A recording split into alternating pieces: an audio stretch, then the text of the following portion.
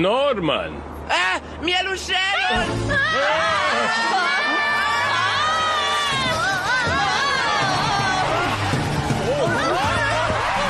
A cedat frâna!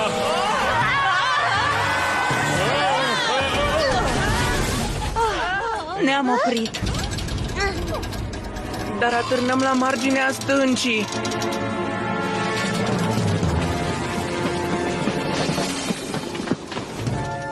Stați liniștiți cu toții! Îl sun pe pompierul Sam!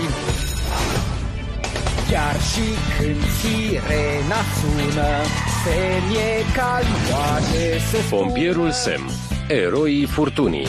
Când împrejurarea-i grea, tu pe Sam te poți baza.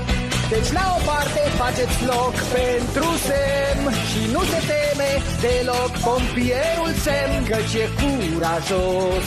Sam e eroul inimos, la pericol e prezent, în foc sau apă permanent.